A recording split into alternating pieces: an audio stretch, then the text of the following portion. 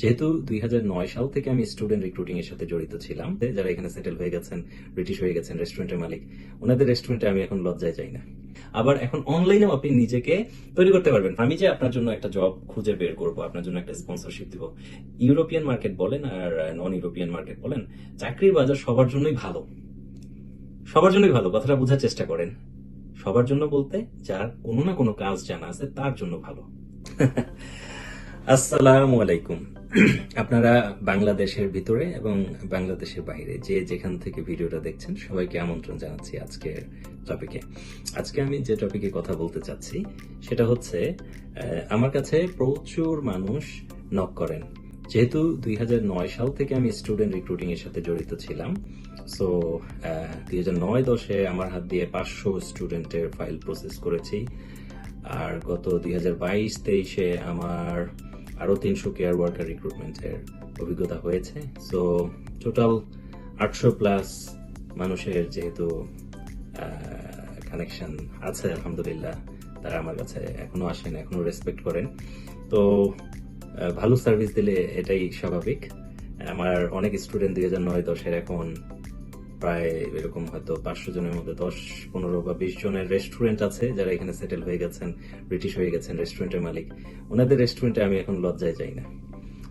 মজার বিষয়, কারণ আমি একবার গেলে ধরেন সে আমাকে রেসপেক্ট করে বিলটা নিল না, দ্বিতীয়বার গেলেও যখন দেখি যে না বিলটা নেয় না, তারপরে আমি আর তার রেস্টুরেন্টে যাই না। কারণ বারবার গিয়ে তো আমি হ্যাঁ, সে রেসপেক্ট করে আমাকে আমার কাছ থেকে বিলটা নিচ্ছে না, কিন্তু তারপরে আমার এটা নিজের কাছে আনইজি লাগে। তো এনিওয়ে, মূল কথায় আসি। আমার পরিচিত সার্কেলের মধ্যে এবং রিসেন্টলি অনলাইনে যেহেতু আমি আসছি, টুকটাক কথাবার্তা বলছি, অনেকেই বাংলাদেশ থেকে নক করেন। বাংলাদেশের বাইরে থেকে যারা নক করেন তাদের কোনো না কোনো স্কিল আছে, কিন্তু আমি খুবই বিপদে পড়ে যাই, বা আমি কি বলবো, একটা অস্বস্তিকর সমস্যার মধ্যে পড়ে যাই। সেটা হচ্ছে যে ম্যাক্সিমামই বাংলাদেশ থেকে যারা বাইরে যেতে আগ্রহী, আপনারা ইংল্যান্ড আসবেন, ইউরোপে আসবেন, আমেরিকায় যাবেন, যে দেশেই যাবেন, আপনারা যেতে চাচ্ছেন ঠিকই, কিন্তু যাওয়ার জন্য আপনাদের যে দক্ষতা দরকার সেই দক্ষতাটা আপনারা অর্জন করছেন না। একজন 30 বছর বয়সী মানুষ যখন আমাকে নক করার পরে দেখা যায় যে তার কোনো কাজেরই এক্সপেরিয়েন্স নাই এবং তার কোনো কাজেরই দক্ষতা নাই। এখন বলেন, আসলে চাকরির বাজারে জিনিসটা কতটুকু গ্রহণযোগ্য? তো আমি যে আপনার জন্য একটা জব খুঁজে বের করব, আপনার জন্য একটা স্পন্সরশিপ দিব, ইউরোপিয়ান মার্কেট বলেন আর নন ইউরোপিয়ান মার্কেট বলেন, চাকরির বাজার সবার জন্যই ভালো। সবার জন্যই ভালো, কথাটা বোঝার চেষ্টা করেন। সবার জন্য বলতে যার কোনো না কোনো কাজ জানা আছে তার জন্য ভালো। এখন আপনার যদি কোনোই কাজ না জানা থাকে, তার মধ্যে আবার আরেকটা যেটা প্রবলেম, সেটা হচ্ছে যে আপনারা ইন্টারন্যাশনাল মার্কেটে কাজ করতে আসবেন, কিন্তু আপনারা ইংলিশে কথা বলতে চান না। আচ্ছা, ইংলিশে কথা বলাটাকে ভয় পাইলে কখনোই তো আপনার এই দুর্বলতাটা কেটে উঠবে না, তাই না? কেন আপনি এই ভয়টা পাচ্ছেন? ইংলিশ আসলে বাংলার চেয়েও সহজ। আপনি যদি বাংলায় কথা বলতে পারেন, আপনি ইংলিশেও কথা বলতে পারবেন। আমি পারবো, সবার আগে এই অ্যাটিটিউডটা তো আপনাদের ভিতরে গ্রো করা দরকার। সো আমি আনফরচুনেটলি আমার ইনবক্সে 300-র উপরে ইমেল জমা আছে, আমার হোয়াটসঅ্যাপে 444 টেক্সট মেসেজ পেন্ডিং, আমি রেসপন্স করতে পারছি না। আর ইমেলগুলোকে রেসপন্স করতে পারছি না, এর কারণ হচ্ছে আমার নিজেরও সীমাবদ্ধতা আছে, পাশাপাশি দেখা যাচ্ছে ম্যাক্সিমামই কোয়ালিফাইড না। এখন তাকে যার একটু কাজের দক্ষতা আছে, যোগ্যতা আছে এবং ইংলিশে কথা বলতে পারে, তার হয়তো অন্য কোনো দিক দিয়ে দুর্বলতা আছে, কনফিডেন্স হয়তো কম আছে, তাকে আমি নানানভাবে গ্রুমিং করে তৈরি করতে পারবো, কিন্তু যার কিছুই নাই তাকে আমি কি দিয়ে তৈরি করব? আপনাদের কাছে রিকোয়েস্ট, এখন থেকে যারা আপনারা বিদেশে আসতে চাবেন, আপনারা নিজেদেরকে আগে তৈরি করেন। প্রত্যেকটা কাজের প্রাক প্রস্তুতি, যেটা বাংলায় বলি, হ্যাঁ,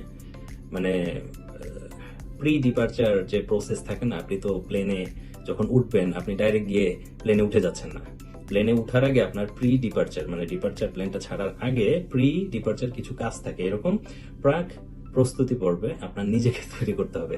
আশা করি আমি যেটা বুঝাতে চাচ্ছি আপনারা সেটা বুঝতে পারছেন। হ্যাঁ, আর আরেকটা এক্সাম্পল দেই, আমরা বিল্ডিং দেখি না, 10 তলা, 20 তলা, 50 তলা, 100 তলা বিল্ডিংটা আমরা উপর থেকে দেখি, কিন্তু বিল্ডিং এর নিচে ফাউন্ডেশনে কি আছে আমরা কিন্তু সেটা দেখি না।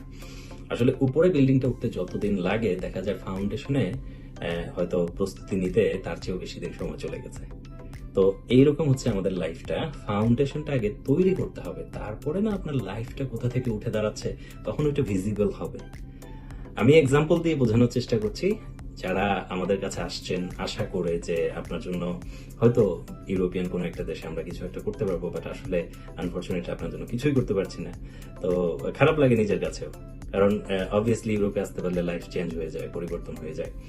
আর আরেকটা জিনিস যেটা হয়তো আরেকটা টপিক যেটা নিয়ে আমি আগামীতে আবার বড় করে কথা বলবো, সেটা হচ্ছে যে ইউরোপে আসলাম আর লাইফ চেঞ্জ হয়ে গেল, সাথে সাথে ভালো লাইফ পেয়ে গেলাম, ব্যাপারটা এরকম না। ইউরোপে আসার পরে যতদিন পর্যন্ত আপনি যে দেশে থাকবেন সেই দেশে সেটেল না হচ্ছেন, পাসপোর্ট না পাচ্ছেন, ততদিন পর্যন্ত কিন্তু আপনার স্ট্রাগল পিরিয়ড। কারণ আপনি যদি বৈধভাবে একটা দেশে আসেন, তাহলে বৈধভাবে ওই দেশে অন্তত 5-6 বছর থাকার পরে আপনি পার্মানেন্ট হবেন। পার্মানেন্ট হওয়ার আরো কয়েক বছর পরে গিয়ে আপনি পাসপোর্ট পাবেন। তো টোটাল 8-10 বছরের একটা ধাক্কা। এই 10 বছরের ধাক্কাটা যখন আপনি পার হয়ে যাবেন বৈধভাবে, এবং আপনি যখন একটা বিদেশি পাসপোর্টের মালিক হবেন, তখন গিয়ে আপনার লাইফটা একটু কাম ডাউন পজিশনে আসবে। যখন আপনি একটু সেটেল হইলেন, তখন আপনি একটু আরামের লাইফটাকে এনজয় করতে পারবেন। তার আগ পর্যন্ত কিন্তু আপনি দৌড়ের উপরেই থাকবেন। আর আরেকটা জিনিস, সেটা হচ্ছে যারা অবৈধ পথে আসেন এবং অবৈধ হয়ে যান, আমি আপনাদের কাছে হাত জোর করি, আপনারা কেউই অবৈধ রাস্তাটা বেছে নেবেন না। আমি জানি না যে এই পর্যন্ত অবৈধ পথে ইউরোপে ঢুকতে গিয়ে কতগুলা মানুষ মারা গেছে, এটা সঠিক কোনো পরিসংখ্যান আছে কিনা। শত শত মানুষ মারা যায়, আমাদের বাংলাদেশি শত শত মারা যায়, যারা নাকি বিভিন্নভাবে অবৈধভাবে প্রবেশ করতে যাচ্ছেন। এক ইটালিতে সেই ওই লিবিয়া থেকে ইটালি যে বোট পাড়ি দিতে গিয়ে, অথবা আমাদের এখানে ইংল্যান্ডে যারা বোটে করে আসে, এরকম প্রায়ই আমরা নিউজ দেখি যে বোট ডুবে গিয়ে এতজন মানুষ মারা গেছে, বাচ্চা সহ। খুবই দুঃখ লাগে। আচ্ছা, ভালো কথা, আপনি কোনো মতো অবৈধভাবে ঢুকলেন জীবনের রিস্ক নিয়ে, কিন্তু ঢুকার পরে কি আপনি শান্তি পাচ্ছেন? না, আপনি অবৈধভাবে থাকতেছেন, আপনি পুলিশ দেখলে সারাক্ষণ আতঙ্কের মধ্যে থাকতেছেন, আপনি হয়তো একটা কেস করেন, তারপরেও আপনার কিন্তু শান্তি নাই। সো এই পথটা আমরা না চুজ করি। হ্যাঁ, আপনি যতই মনে করেন আপনার কোনো যোগ্যতা নাই, আপনার এই পথেই যেতে হবে। শোনেন, একজন যে বৈধ পথে আসতেছে তার কিন্তু 15-20 লাখ টাকা খরচ হচ্ছে, আবার যে অবৈধ পথে আসতেছে তারও 15-20 লাখ টাকা খরচ হচ্ছে। তো এই খরচটা যেহেতু করবেনই ভাই, তাইলে কেন ভাই বোন সবাই, মানে কেন আপনি অবৈধ পথটা চয়েস করবেন? আপনি বৈধভাবে আসেন, দরকার হলে 1 বছর 2 বছর সময় নেন নিজেকে তৈরি করার জন্য, ইংলিশ শিখেন। আমাদের বাংলাদেশে ইংলিশ স্পোকেনের অনেক সেন্টার আছে, আবার এখন অনলাইনেও আপনি নিজেকে তৈরি করতে পারবেন। ফেসবুকে অনেক গ্রুপ আছে, অনেক পেজ আছে, ইউটিউবে অনেক ফ্রি লেসন আছে। নিজেকে ডেভেলপ করতে চাইলে, স্কিল আপ করতে চাইলে এখন কোনো সমস্যা নাই, কোনো কিছুরই অভাব নাই, আপনি স্কিল আপ করতে পারবেন। আর যারাই বিদেশে আসতে চাইবেন, তারা কখনোই মনে করবেন না যে আমি এখনই অ্যাপ্লাই করলাম, এখনই প্রস্তুতি নিলাম আর 1 মাস পরে ফ্লাই করে ফেলবো। হ্যাঁ, আপনি যদি চরম লাকি হয়ে যান, এটা হইতেও পারে। আমার এক্সাম্পলে আমি বাংলাদেশ থেকে একজনকে ইংল্যান্ডে এনেছি অনলি 3 সপ্তাহের মধ্যে। তো এটা তো রেয়ার কেস। তো মোটামুটি আমার মনে হয় মাইন্ডসেট যেটা হওয়া উচিত সেটা হচ্ছে 1 বছর, যে আমি এটা হচ্ছে বর্তমানে নভেম্বর, আগামী নভেম্বরে আমি ফ্লাই করব। এইরকম মিনিমাম 1 বছর মাইন্ডসেটটা থাকবে। এখন আপনি যদি লাকি হন, আপনার 6 মাসে হয়ে যেতে পারে, 3 মাসে হয়ে যেতে পারে, 9 মাসে হতে পারে, কিন্তু মাইন্ডসেটটা রাখেন। আর আপনি যখনই মাইন্ডসেট করে ফেললেন যে আমি বিদেশ যাব, তখন সব কাজ বাদ দিয়ে বসে থাকবেন না। এটা আরেকটা খারাপ জিনিস। সব কাজ বাদ দিয়ে বসে থাকা যাবে না। আপনি আপনার কাজ কন্টিনিউ করেন যতদিন পর্যন্ত ভিসাটা হাতে না পাচ্ছেন। আশা করি বুঝতে পারছেন। আজকে ভিডিওটা বড় হয়ে যাচ্ছে, আমি আসলে খুব বেশি বড় ভিডিও করে আপনাদের বোরিং করতে চাই না। আজকে এই পর্যন্তই। আপনারা সবাই ভালো থাকবেন এবং আশা করি আমার এই মেসেজটাকে সিরিয়াসলি নেবেন। আর যদি ভিডিওটা আপনারা মনে করে থাকেন যে এটা আপনাদের উপকার হচ্ছে, বা শেয়ার করলে আপনি সাবস্ক্রাইব করতে পারেন চ্যানেলটাকে সাপোর্ট করার জন্য, শেয়ার করতে পারেন। শেয়ার করলে হয়তো বা আপনার মাধ্যমে আরেকজনের উপকার হবে।